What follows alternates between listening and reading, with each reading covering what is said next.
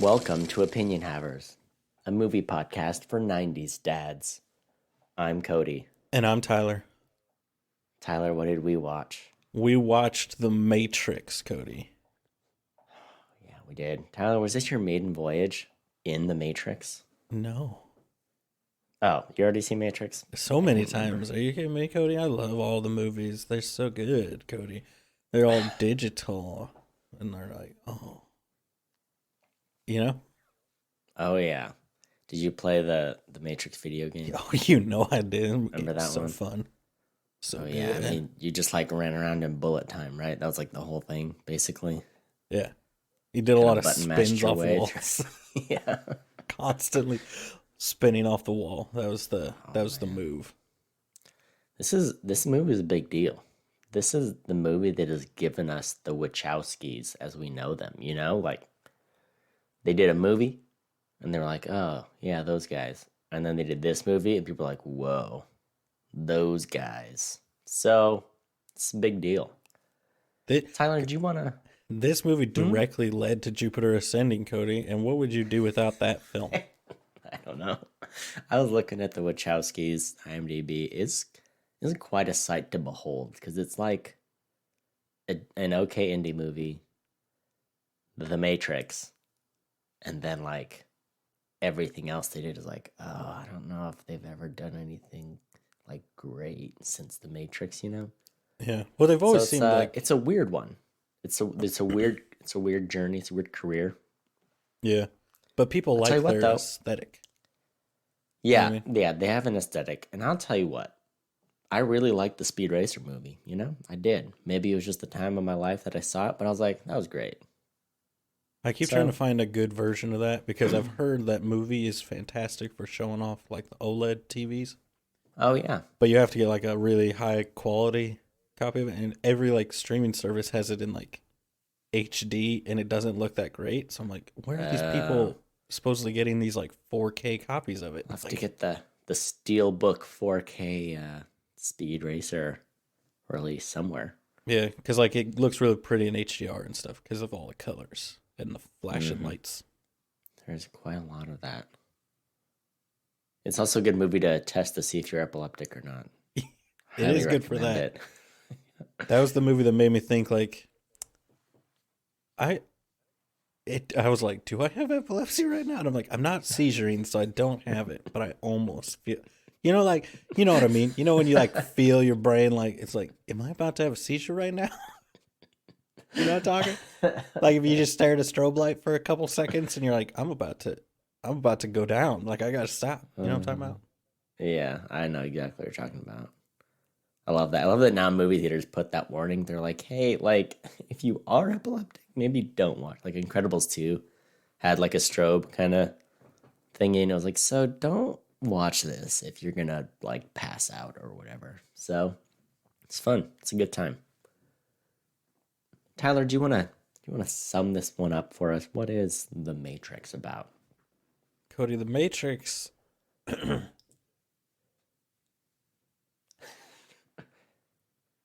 It's about Neo and the Matrix.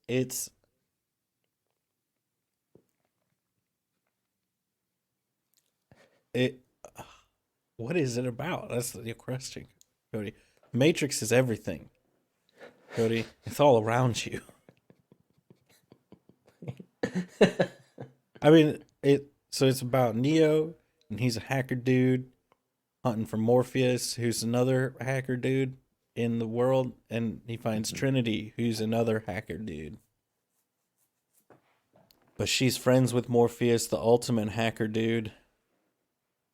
And they be hacker dudes together. But then you find out hacker dudes aren't necessarily hacker dudes. They're really freedom fighters in a simulation. Ooh, that's what it is. Everything... The world is a simulation. Also, 1999 was the peak of human civilization. Thus decrees the Wachowskis. Yeah. So let me tell you. I love The Matrix. I love this movie. It's a fantastic movie. It's a great movie. I highly recommend it. Bailey did not enjoy it very much. but she tolerated it. At least the first one. I think there was a decline for Bailey after the first one. That is fine. And I love this movie. I love that it is just peak 90s. I loved it. Mm-hmm. I saw it in theaters when they did the 20th anniversary. It's fantastic. It was great. It was one of my favorite theater experiences that year, you know? Just listening to the techno and the hacking and the puddle of mud running about and the what? Was it puddle of mud or mud vein or something? That's like all the like really grungy rock in the background. Oh yeah, so like, good. oh yeah. Yeah, it's great. How'd it go? How is it for you, Tyler? I love The Matrix, man. It's so good. Tiffany didn't watch it with me. Right. She went into the room and did sewing and watched Encanto and many other movies. She's like The Matrix, but for Colombia. Exactly. Colombia, Cody. Colombia. Well, Tyler, is there anything else we need to say to tee up this film?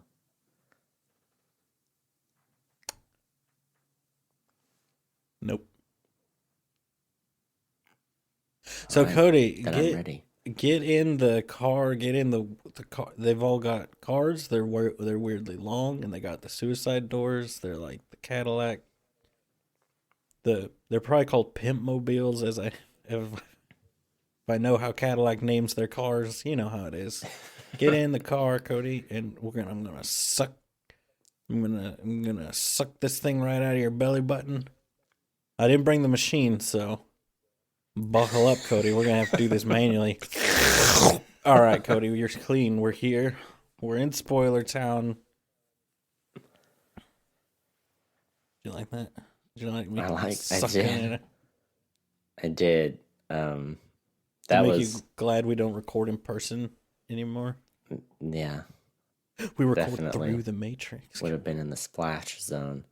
Bailey was not ready when that happened. When they suck up the little dude and it like was actually there, she was like, "Oh, that was in him."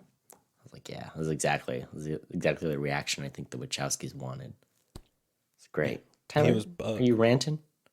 Are you ranting? I'm not ranting. You rant, Cody. You rant. All right. You know you're asking about it, and I'll tell you right now, Cody. If you were to ask me, did I bring up the timer?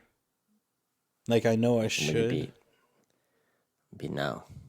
No. The answer is no. Oh. But you know I'm gonna bring it up, and it's got my focus, and I gotta go to the timer, and then okay, I'm ready. Tyler, let me tell you about The Matrix, okay?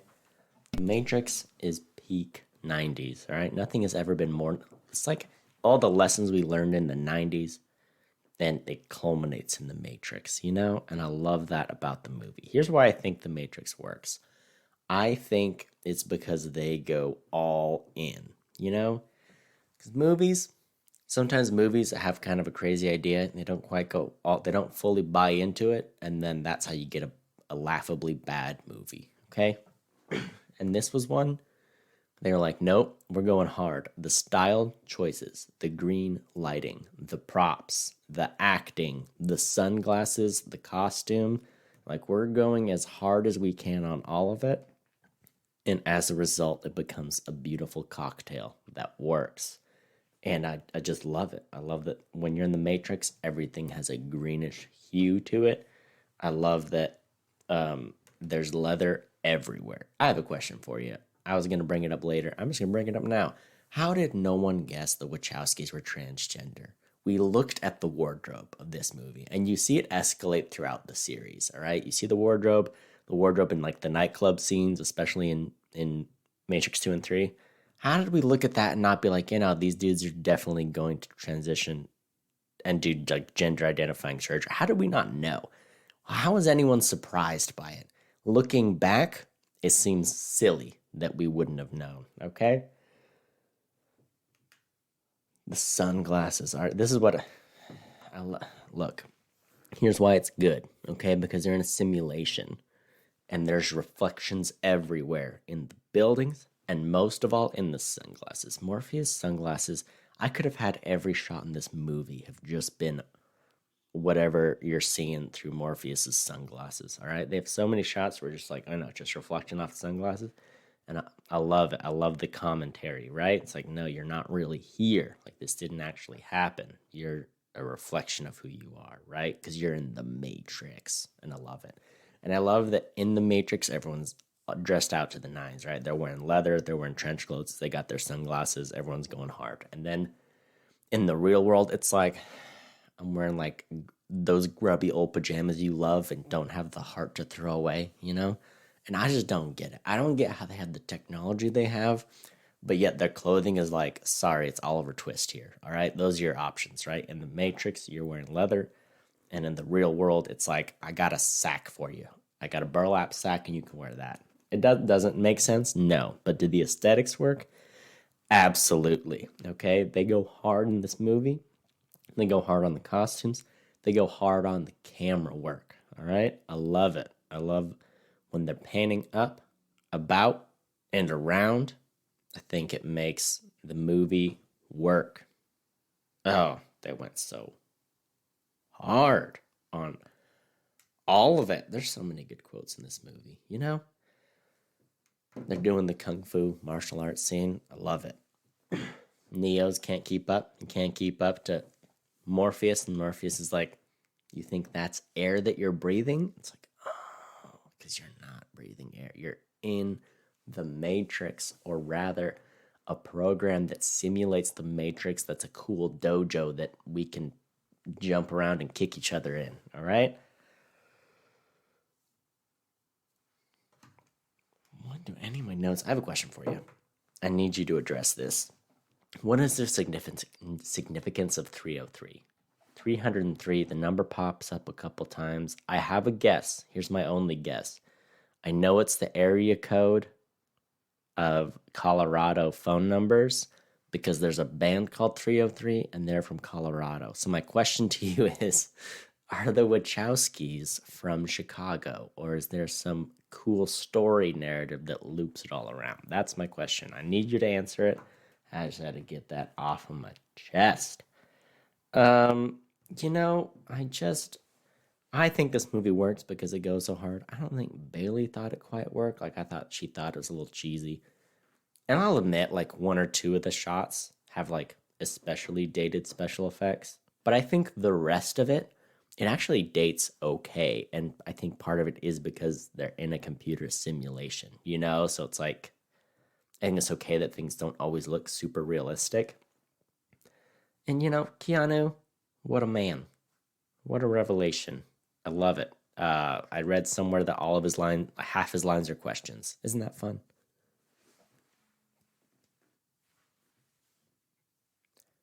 I'm going to have to cut you off, Cody. Stop talking.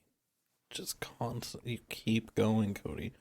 Stop. I can't. It's my time. It's my time down here. All right. It's my time to blow you away with my 2 notes and then my mini rebuttals. All right. So stop yourself and get ready. All right, Cody. Here's the thing. I'll tell you something that I did not. This is the first time I noticed one fact. All right. Look at me. Look and prepare yourself. Get those coughs and sneezes out. I spent your 5-minute coughing and sneezing. Oh, it was glorious, Cody. All right, here we go. The Nebuchadnezzar, made in 2069. Nice. It's over 100 years old, but as we learn, maybe later it might be older. It might be only a year old, Cody. I don't know if we actually learn anything that makes that more or less. But anyway, I thought it was cool. I never noticed that it had the year, and that he says closer to 2199. So I was like, this ship's like 100 years old, so that makes sense why all these ships are like falling apart, because they're freaking old. Made in the good old US of A, though, Cody. You know what I'm saying, Cody? You know what I'm saying? Nebuchadnezzar. That's what I'm saying. All right? Those are big sewers, Cody. I'll tell you right now, sewer pipes, not that big. Those are big sewers. When they refer to Neo as a machine, wouldn't that be a major insult, Cody? Wouldn't that be a major insult? If you're in war with a machine and refer to someone like he's a machine, that'd be fighting words. That Cody? Be fighting words, all right? Here's the thing. I find some very contradictory information about this 303 thing, okay? Because it is like, some of these factoid people are like, there's no meaning to it. There's no meaning to it. And then other people are like, Oh, all the traces and everything, like every time there's an area code referenced, it's all like around Chicago area. Which means like, is the city supposed to be Chicago? The city's the city, all right? The body count is 39. I just saw that as I'm scrolling through the things. Cody, can you imagine this movie? I just want to say, like, everybody's like, oh, what? Wouldn't this movie be so cool if Will Smith had actually done it and been the one? No, it wouldn't. It would not. Imagine Will Smith as the one, as Neo, okay? I'm going to say it right now. It would have been a worse movie. He could not have done the Zen Master transformation of Keanu Reeves, okay? Everybody's like, Keanu's the stoner hippie guy, you know? And it's like, how dare you, sir? Let me put it this way, Cody. One of these two guys is in John Wick, okay? One of these two guys is also John Wick, okay? And it's not Will Smith. Do you have a guess on who John Wick is? It's Keanu Reeves, Cody. And we got this. God, so good, Cody. John Cusack lobbied hard for the role of Neo. Sure, he did. Could you imagine the Cusack? All right. The Cusack as Neo? No, you couldn't. Okay, because it wouldn't work. Cody, I tell you, I'm looking at this work. Okay, I can't even remember all the questions you asked me. So I mean, the 303 thing, I don't know. Here's what I'm guessing, Cody. It either has significance or it doesn't. That's the only two options, and so that's the two options I give to you, because that's what it is. Everybody out here, Cody, they're not agreeing. All right, let's talk about this, okay? The agents use Desert Eagles, the 50 cal Desert Eagles, and I love it, Cody. It's been one of my favorite parts of these movies since I was a wee lad. I freaking love that they use Desert Eagles. I actually have had the opportunity, Cody, look at me. Have you ever shot a 50 cal Desert Eagle? The idea of being able to shoot it rapidly with one hand, I think is a cool, subtle thing to showcase, like, these guys are friggin' strong, right? Juno Neo's passport expires September 11th, 2001. Cody, they knew, Cody. The Wachowskis are in on it, all right? That's all I'm saying. The Wachowskis, they're in on it, all right? Some of these factoids, I'm going to call out. You called it out before we even started. I'm calling it out now. Some of these factoids suck. Here's one. The film takes place around the year 2199. That's not a trivia fact. That's just a quote from the movie, okay? Stop. You know what? Here's what I'm going to do. I'm going to report it. That's what I did. Oh, I have to sign in? Scratch that. I'm not reporting this, okay? I'm not doing that. It's too much work, okay? Most of these factoids are just different people, which this movie, I will say, has one of the craziest, like, oh, all these people were in, or like considered or auditioned, or like the people that actually got, it seems like every single role were like the 18th choice for that role. Like, nobody who was the first choice got the role, it feels like. Oh, Tyler, I'm gonna have to I'll have to cut you off right there. Let's talk about that. Let's talk about the casting thing.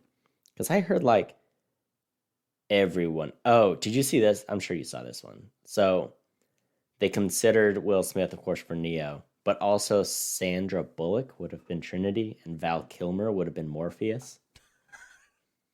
What's interesting is if Sandra Bullock did pick Trinity, then it would have been Keanu Reeves and Sandra Bullock together again, because they were in Speed together a few years before. Remember Speed?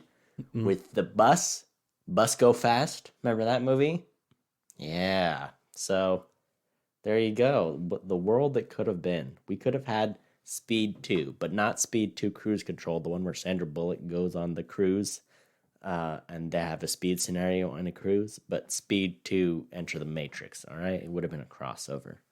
And the bus is still Go Fast. That's what it would have been. Doesn't that blow your mind? Can you imagine reuniting the cast of Speed in a different franchise? Whoa. Whoa. I know. Let's talk about this. Oh. Okay. I have a question for you. This is the deep cut. Are you ready? I'm ready. So I think they're running through it. It might be when they're in the, yeah, they have to be in the Matrix. I think they're running through, and there's a screen, and it's like a movie going on in a movie. I think it's like a TV screen, you know. And the movie happening is like there's like big bunnies walking down the street. It's obvious like bunnies on a set, but like what movie is that? Because it almost looked familiar, and it was driving me crazy. Did you catch that? Did you see that and have a link back to childhood of like, no wait, I've definitely seen that movie? No? No. All right, maybe I'll Google on that later. Did you know that Keanu Reeves lost 15 pounds and shaved all the hair off his body to do the egg scene where he unplugs from the Matrix? Cody, that's an amazing trivia fact. I've never heard that ever. Cody, I'm going to say it right now, we're the first ones. That's true. We're the first ones to break that trivia fact right here. We've got to be. I appreciate you bringing that to the attention of everybody. All right, I got some more for you then. How about this? The company that made the glasses is called Blind, with an E at the end. Blindy, all right? Oh. They had to petition, right? They're like, hey, we really want to do sunglasses for your movie. But, you know, Ray-Ban and some other big names had their, you know, hat in the ring.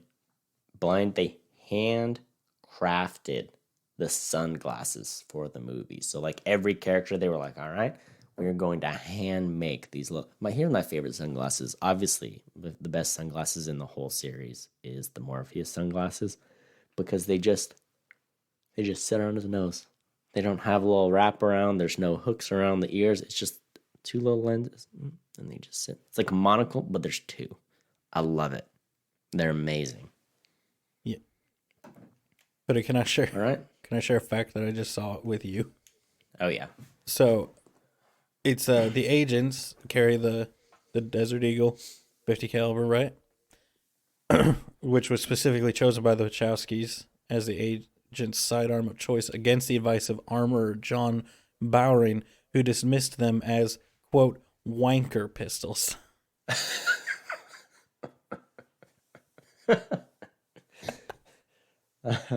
Yeah. Which I feel like the Wachowskis would be like, that's the point. Right. They're in the Matrix. Like, what's the point of having the Matrix if everyone in there has like super practical, realistic guns? What are we even doing with their lives? You know, if we're in a simulation with super strong super agents that can morph in and out of whoever's in the Matrix, and we're giving them just like the whatever basic bodyguard, you know, it's like, no, I don't want that. Let me live in my fantasy sci-fi world. Like, it's not cool. You know what is cool? What is cool? Big old Desert Eagles, all right? Earpieces and sunglasses. That's what's cool. That's how I landed my wife, you know? Yeah. Put on an earpiece, put on sunglasses, and I just open carried a Desert Eagle. And she was like, yep, that's the one. I was like, I already know, you know? Yeah. You were like, get in line, you know? Oh, yeah. Here's the thing.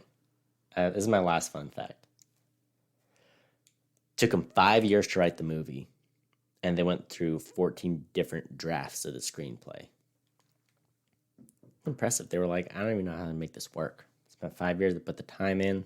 They made it work. I think it was one of those like scripts in Hollywood. People are like, yeah, it sounds cool, maybe, but also what even is it, you know? Or how are you going to make this? So shout out, you know, kudos to the Wachowskis for doing it, for making it happen, and making it look good. They did. I did. So, did you get an answer on that? The rabbits, you know, the bunny rabbits. Do we have an answer on that? I kind of want to be honest. I need an answer. I did not get any kind of answer on the bunny rabbits. I did want to point out something. So this was in the goofs section, and I just love this. Okay, so on the building or something, right? I think it's on the building when it shows Neo's place of work.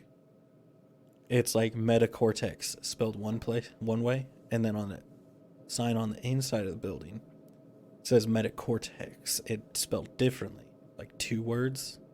Oh. And I was like, if that is not the most like realistic thing in the world.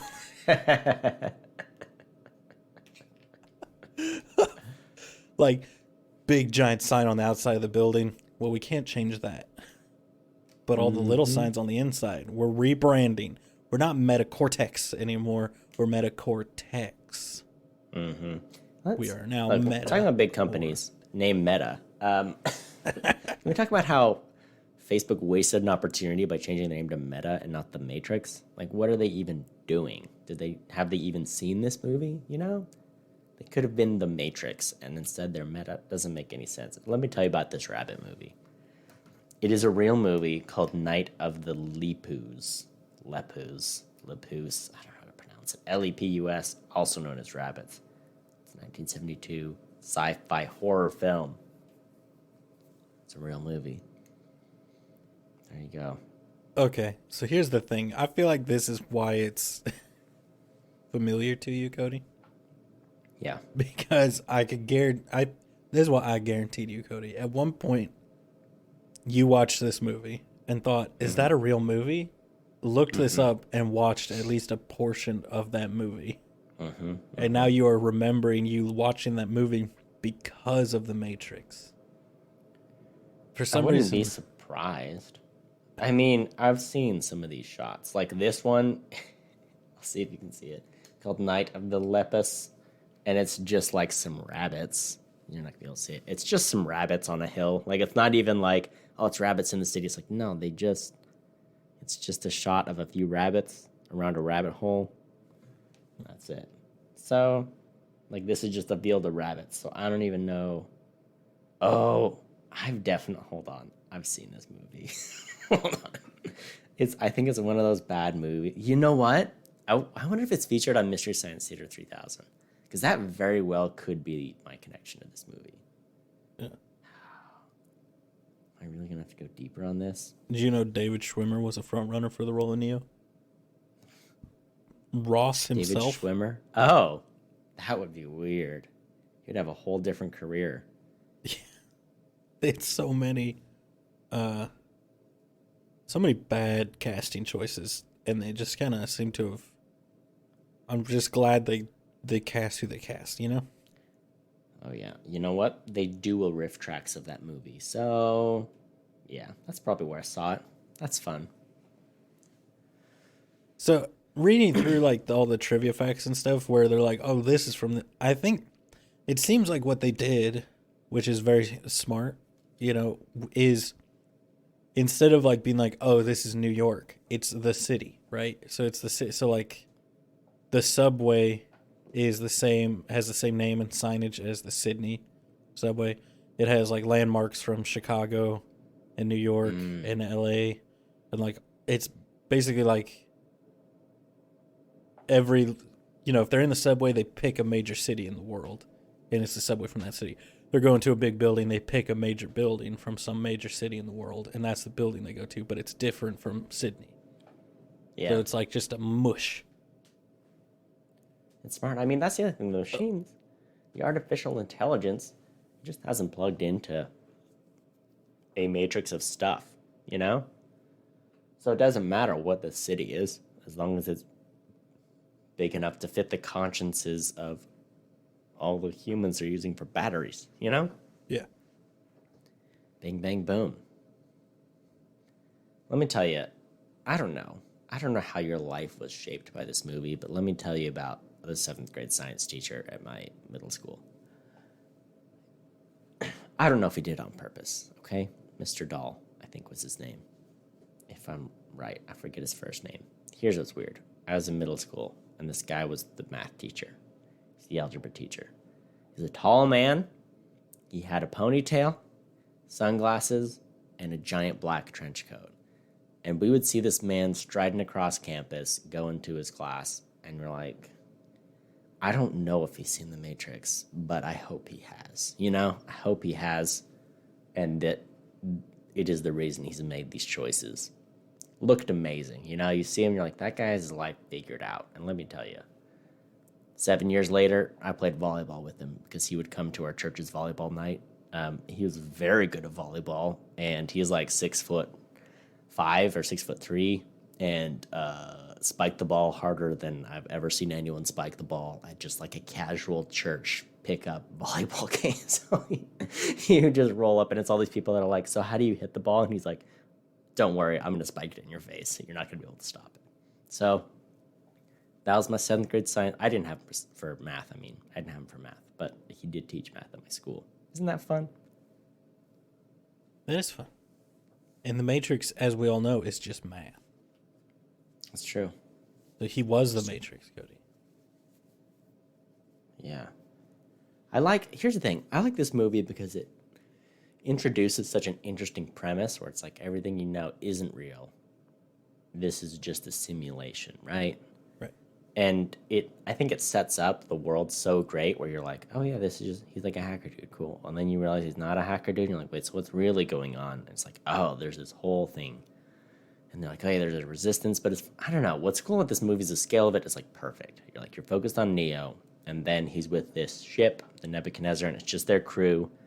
And it's just big enough of a cast where you're like, whoa, life isn't what we think it is. How cool is it that he can control the Matrix? And that's like, it's like, oh, there's hope for this resistance. And that's basically the end of the movie, right? It's like, oh, right. He is the one. So cool. I don't know how I feel about the next movies and like the scale, because I feel like it goes from being like the perfect, it's about this dude and here's this crew who's helping him, to like, all right, now let's zoom out and there's all of civilization and it's going everywhere, And I feel like it gets a little out of hand. But I think this movie is perfect in that it's like, hey, this is your introduction to this world. Isn't that kind of trippy? Isn't it a cool premise? And there's also some really fun action in it. It's like a perfect balance, Yeah. I just, what we talked earlier about Will Smith turning down this. Anybody who doesn't know, which is everybody at this point, everybody knows this, but I like repeating it. Will Smith turned it down. It was not like, some of these people would be like, oh, Gary Busey, wanted the role. It's like, yeah, he can want the role. It doesn't mean he was going to be Trinity. You know what I mean? Like, all right. Like, I'll tell you this. Although Gary Busey could have been the person in the white. What's her name? I forget the character's name. They all have silly hacker names, but that lady does look a lot like Gary Busey. She's like, everyone's wearing black and then she's wearing white. She's totally got Gary Busey hair. It's true. So it would have been cool if he was in that role. Yeah, that is true. No, but you're right. It is always like, yeah, no, obviously. Yeah. Like, I could go audition to be the next Spider-Man. Might have enjoyed being Spider-Man, but that doesn't mean that he was, in line. Yeah. But Will Smith turned it down, like was offered the role. He was the first choice. The Fresh Prince. Turned it down for Wild Wild West. Here's the thing. We could have had a Matrix movie with a tag-along rap song at the end. And we didn't get that. What we did get is Wild Wild West, which was basically based on a Will Smith rap song, Exactly. I feel like, here's what I think happened. I feel like someone approached him and was like, hey, do you want to do like a Western action music video?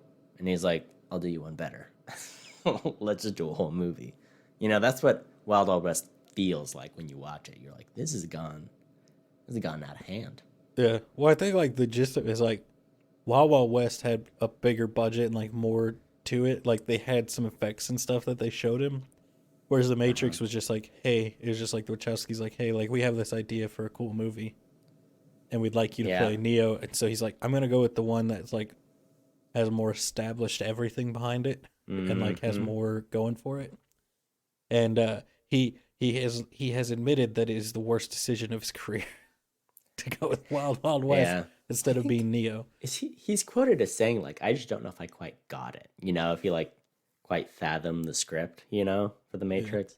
Yeah. I think I read somewhere, it was probably in that trivia, but the Wachowskis were like, okay, we want everyone to like understand what is happening here. So they like made sure all the cast understood the Matrix well enough to like explain it to someone, So they were like, all right, tell me what this is about, Which I think is good, like just to kind of ground everyone, and because it isn't unattainable. It's one of those things like, when the movie came out, kind of mind blowing, but like the premise isn't like wild.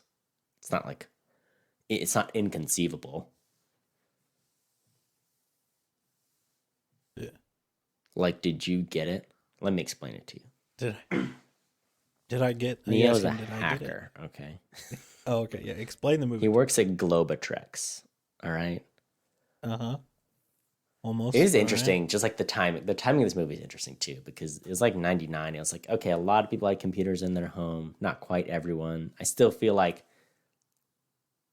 I don't know. It's so funny to watch this movie 20 years later when it's like, oh no, everyone's like carrying around smartphones and like computers in their pockets, and everyone's so like connected. Whereas like back, in the '90s, it was like, I'm about to hack into this system, and you're like, for what? Like a word processor? Or, is it like some sales records? Like so many things weren't digitized yet, and computers were so slow. It's just interesting, like seeing those old boxy computers. Oh But it's yeah. like this is what everyone wanted the tech world to be. They wanted technology to be so advanced that like we could live in a matrix. Yeah. But really it was just Oh like the internet has to yell at you. Remember dial up? Remember that? We're just yeah. like, all right, the computer's going to yell at you for 2 minutes. You can't use the phone, and it takes you about 5 minutes to download Nickelodeon.com so you can play SpongeBob games. Like, that was the internet. Oh yeah. The good old days, as we.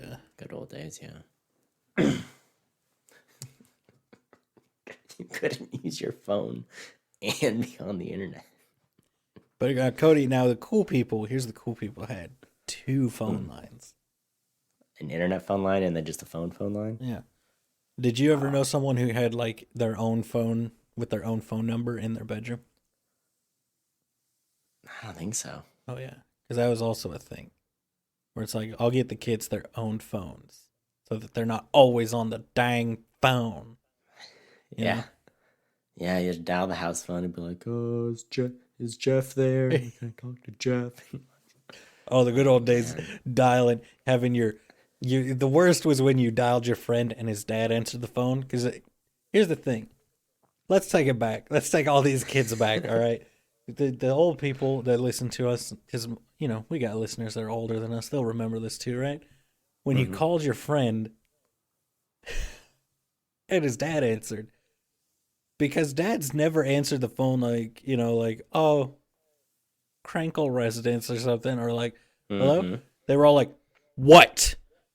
What do you want? Yeah. And you're like,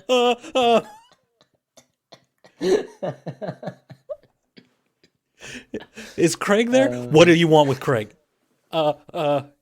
Is, is Cody? I just want to talk to him. Why? What do you want to talk to him? Oh, no.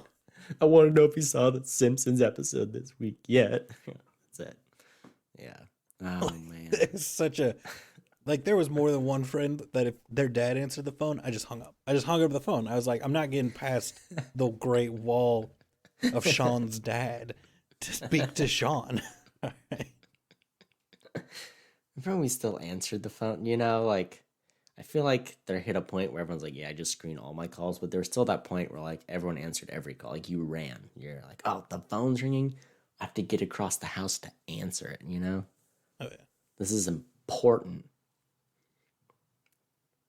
We had the super long phone cable, like the handset, Yeah. but it That's a could big stretch flex. so far, Cody. It'd be just It was weird. strung across a room, so you had to like duck under it if somebody had Yeah. strung it across the room. This movie had one of those phones with like it was one of those mid phones where it wasn't a rotary dialer. Like it was like one of those 80s and 90s phone where you still like had the number pad. Yeah. But it was still like a manual ringer. Like there was a bell in there that rang. Oh yeah. Before wireless Classic. phones. Classic. Oh man. I remember the first time I actually saw the rotary phones at my grandma's house, and I was just like, I don't know how to work this, and nobody would explain it to me. Yeah, they really wouldn't, would they? They're just like, you don't know how this works? You stupid. And I'm like, I've never seen one. I don't know. The clear phones. Oh, good. Oh yeah. There was like 2 or 3 years where like all the cool technology was like clear. And like the clear Nintendo controllers, the N64 controllers that were clear. Everything was Zenith, like the Zenith DVD players that were clear. I never had one, but let me tell you, I saw it all the time on like Legends of the Hidden Temple. Like all the Nickelodeon game shows were like, "Don't you wish you were so cool?" Like You're gonna go through this obstacle course and pray that we give you some Nesquik and a DVD player, like that's green. You're like, oh, that was like it blows my mind. People go to those game shows and you have to like go on a zip line across like a pool of water and you have to answer trivia questions and then you have to run through a temple where you try to get grabbed by strangers, remember that one? And the reward was like a DVD player. Like, Hey that man, was it. that was like $300. $300 still seems like low, like for the amount of effort and humiliation that goes into it.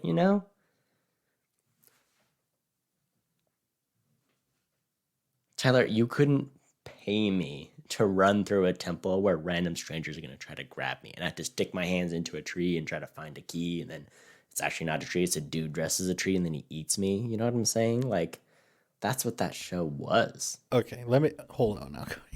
I've stumbled upon a trivia fact that I'm sure you saw, blew off, and went past, but I'm going to share it with everybody. All right, here we go. Are you ready for this? Uh-huh. Sophia Stewart, a sometimes writer who claims to have created the Matrix and Terminator franchises and others, says that Terminator is a prequel to the Matrix, and together both franchises are a part of an epic. She says that Sarah Connor is Neo's mother, and Neo is a representation of Jesus Christ. So, what are your thoughts on Sophia Stewart? Hold up. Sarah Connor has a son. John Neo. Connor, right? Like, am I wrong? Is that not John Connor? But that's not part of Sophia Stewart's original vision for the thing she did. So so she made up. She came up with all these ideas before two different filmmakers made two different successful franchises based off of them. She's out here. She's living here in the... Maybe, here's the thing. I think she is from the future. I think she's living in the year 2199, and she's seen all of this occur, and she's gone back in time, and she's written screenplays a couple years too late. And all these movies came out, she's like, well, I did write these up, but I showed up here, I put in the wrong time, and it's fine, but yeah, it's based on real life, and it's they all connect. You know what I'm saying? I think that's what's happened. This poor woman is from the future. She went to the wrong year, and she's just out here living among the mortals,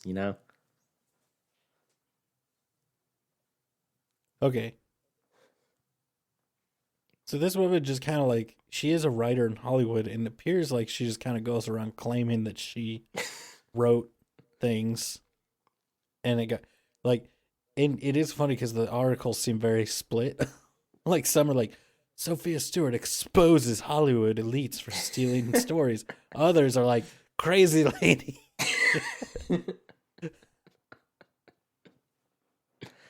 I guess she sued him and did not win. I found the new best way to become famous for like 30 seconds. She tried to sue the Wachowskis for $2.5 billion over the Matrix. How much? 2.5 billion. With a B, though? Yeah. How much money does she think Hollywood screenwriters get paid? Sorry. There was a rumor that there had been a settlement out of court for $2.5 billion. For reference, Cody, what do you think The Matrix made as a movie? They settled out of court for more money than The Matrix made. Oh, man. Let me find real quick. How much did The Matrix make? So gross worldwide, how much do you think The Matrix made? She just quoted herself, floating a rumor about the settlement payment she wished she got. I mean, what? The Matrix as a trilogy? Or are we talking the new one, too? Well, here, let me pull up the Matrix franchise, of which she is obviously the mother of, right? The originator, yeah. Yeah. I mean, I'd say they probably make like maybe $1 billion altogether. Maybe more. Maybe 1.2 billion. Matrix franchise. 4 movies. Here we go. Here we go. Maybe less. Maybe like 800 million. The first one made $500 million. It made almost 500 million. Okay. Okay. Here we go. Box office gross. The next one, so altogether, 1.7 billion. including the newest one. Mm-hmm.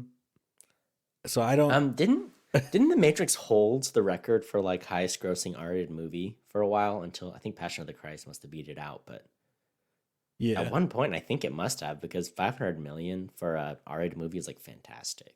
Because you have such a much smaller audience. Oh yeah. You usually don't make as much money. Oh yeah. That's the other thing. This movie was huge just because of how successful it was. Like R-rated movies don't make that much money, you know? Quite impressive. Oh yeah. You know it, Cody. It's just, I can just picture Sophia like in a Starbucks in LA just being like, I can't believe they're saying they're gonna settle for 2.5 billion. Just like looking around like, is anyone here writing for the newspaper? Is someone gonna pick that up? You know? Oh, I can't believe that Sophia wrote The Matrix before the Wachowskis, you know? Remember when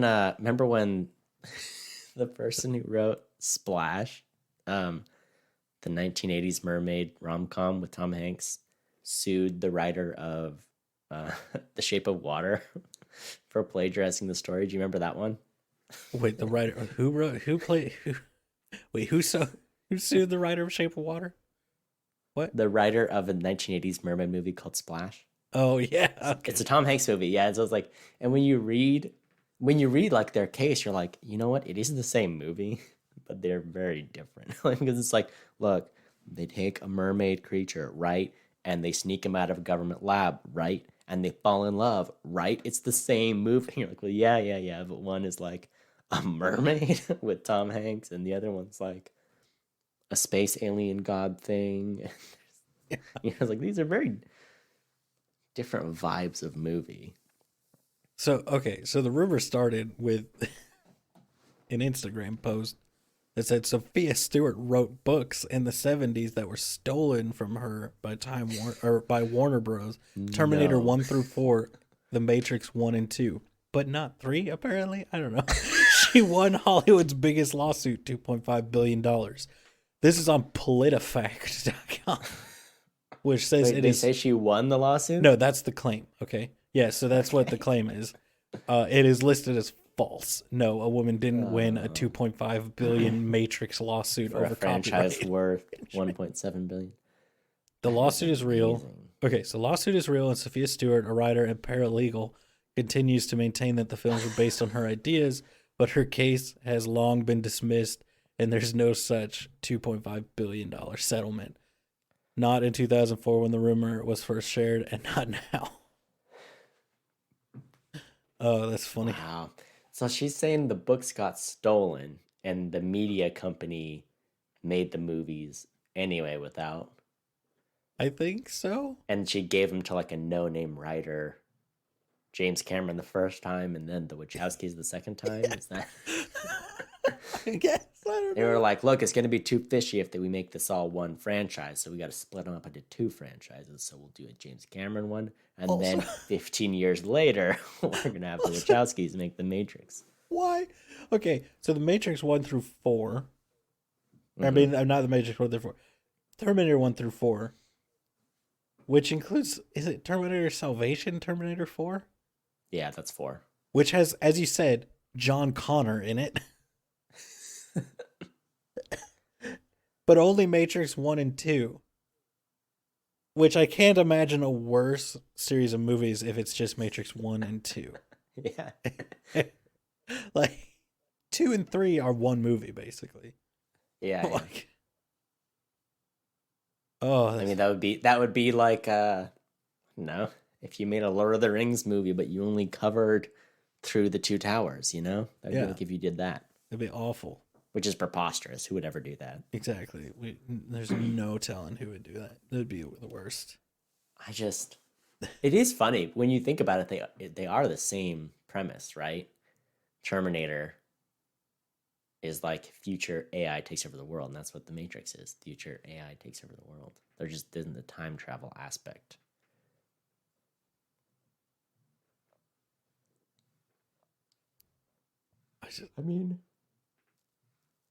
I'm gonna make this pitch here's the problem. I can't make this pitch to Hollywood to be like, hey, let's reboot both these franchises. Let's link them together because I'm going to get sued for $2.5 billion and I cannot afford that. Yeah. I mean, I could, but you Bummer.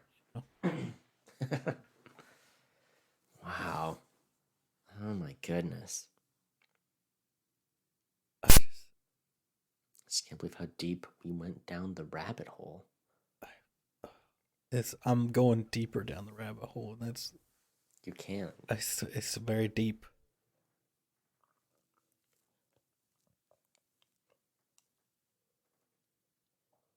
So, even in this interview, she's like, "Yeah, they lost the lawsuit against me," and everybody's like, "The lawsuit was dismissed." Like a judge, like, "You're crazy, and you have no case here." And she's like, "Yeah, they lost because they couldn't really come up with a defense." And I'm like, "What's happening?" That's what's crazy. Is like these things are a matter of public record. Like there's a record of the lawsuit that says this has been dismissed. Oh, Tiffany was poking her head out, but she sunk back into the matrix. So. Oh, okay. Yeah, I was like, I just heard the door shut, you know. Man. But you can see Tiffany. I can, yeah. I mean, it's just so hard because this movie is so great. Like, once again, I don't think Bailey quite got it. Like, I think she thought this was just one of like the Tyler Trash movies. Like, oh, okay, it's wrong. And I was like, I had to tell her at the end of the movie, I was like, no, I love this movie. I think this movie is excellent. It's a good movie. It's so I don't know. I don't know if she quite got it. I think it is different watching this movie because it was that era of CG where it does like date itself pretty heavily. But like you said, but I think in terms of the movie, like if you compare this to Wild Wild West, the effects in this movie are 6 times better than Wild Wild West. Although Bailey does like Wild Wild West, so maybe it's not that's a trash movie right there.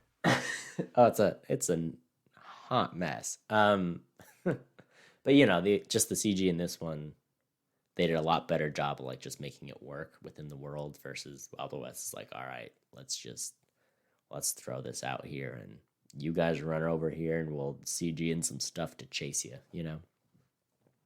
Yeah. I mean, I feel like the big difference between if we're comparing this and Wild Wild West is like with this one, the Wachowskis, it does seem like they cared and like everything, like if something's in the shot, there's a purpose for that thing to be in the shot.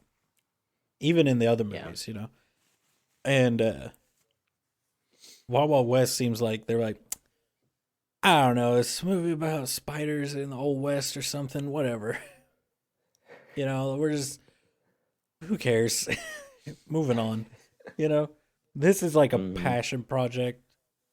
Wild Wild West has to be the only movie made during the time period of like, that focuses on Ulysses S. Grant as a president.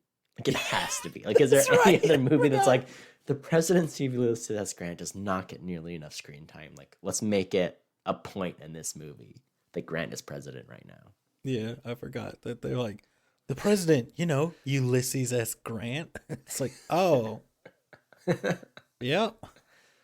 Oh man, I know that era of U.S. history, like the time in U.S. history where like no one can name any president for like 30 years because it didn't matter who the president was. So it was great. It was a good time. Oh, yeah. Oh, man. Tyler, what else is there to say about The Matrix? I mean, this one's great. It was beloved at the time. Still beloved. You know, I think it holds up. I think all the effects are very good. I think they knew when to use effects. And even at the time, it's more like they use more and more effects in the next movies. Yeah. But like they didn't like go all out. Like even at the time they still did a lot of practical martial arts and practical wire work and stuff like that in this one especially. Well, I mean like so like they talked about in like because there's documentaries about these movies and stuff where they talk about how they didn't try to make the effects look as good as they possibly could. They tried to make them look kind of like when you're looking at effects before they're fully finished on like a monitor, because they wanted it to be like, oh, they're in a computer, you know. So like he's flying because, and so this is what it looks like if you look at know they're in a computer program. Yeah, no, that's a good point. So I think they hold up really well. I like that they go through and they even have like the Matrix has that green tint, real world has a blue tint, and like the in between world, like where they're in their own computer programs, just on the Nebuchadnezzar, has like a Mm-hmm. yellow tint. Yeah. So, and they even like they tried to use green as much as possible in the Matrix, blue, a lot of blues in the real world, and then yellows in the that world. So like they tried to be like, so you subconsciously know like, okay, this is where they are, like whether or not they're actually in the Matrix or in the real world Mm-hmm. or in like a different simulation. So Yeah, it's one of those things like when you first watch it, you're like, oh, this looks cool. And then when you watch it a second time, you're like, oh, that's genius. Like this all maps up together. Like it is, you can tell that, they spent 5 years writing it. You can tell it was very like, very thoughtfully conceived. And I think all the best movies are where it's like, hey, because there's so much that goes into a movie, right? You have audio and you have picture like working together and you have the dialogue. And I think this one, it does that thing where it blends it all perfectly. Like everything has its purpose and it tells the story visually as well as like there's the audio too. I don't know. I think just very very well directed, like start to finish. I think that's one of the benefits of having like a writer director team. Like the Coen Brothers or the Wachowskis are like, hey, this is the idea. We have written this up and we are gonna like bring it to the screen. So it's like they're involved in every detail and they know exactly what they're looking for, which is cool. It doesn't always happen, but when it works well, like it's great to see.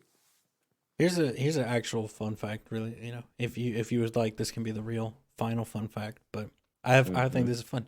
So the Switch was originally meant to change genders upon entering the Matrix, which coined the name Switch.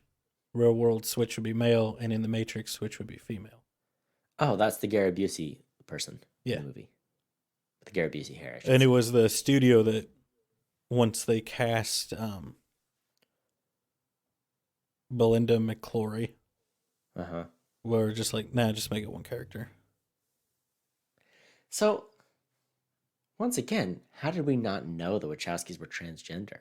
Yeah, well, that's like the rest of this. Like, fun fact is like, well, yeah, it's kind of like it seems it's much more interesting to see that now that they're both, you know, now it's the Wachowski sisters. I Um, thought it was just Wachowski. Have they not finished their full fusion? the Wachowski entities. They But they just sit on each other's shoulders and there's a trench coat. big trench coat. Yeah, there you go. For one person. But They're just like a 9 foot tall Wachowski. they're so big too.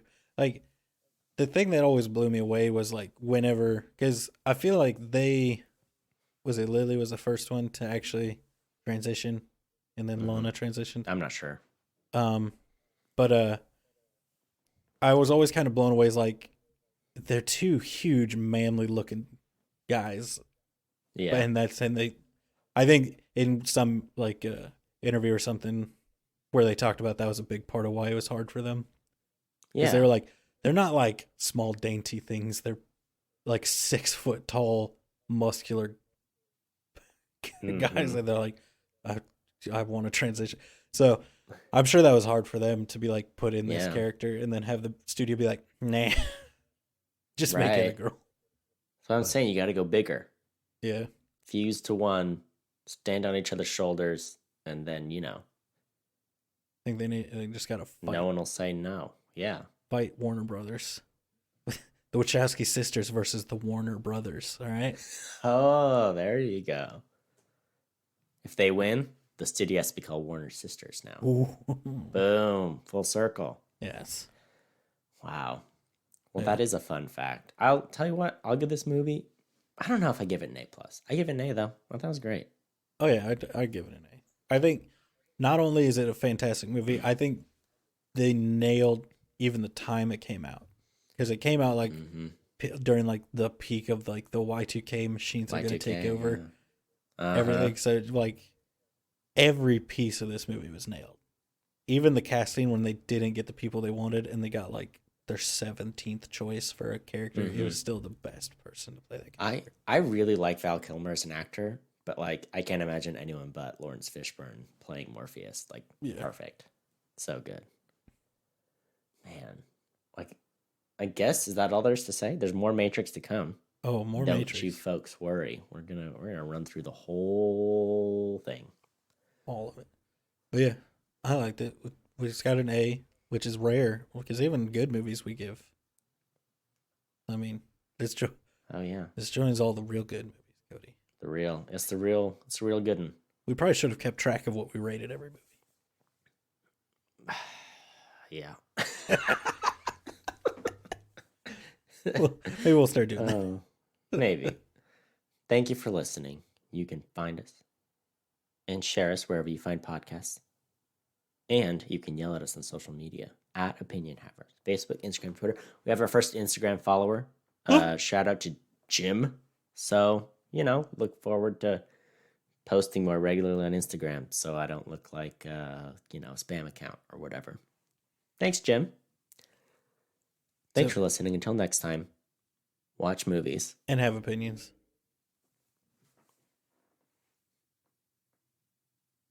So let's go to like a 90s rave or something now, right? Oh, yeah. I'm ready. Get your glow sticks and your pacifier, boy.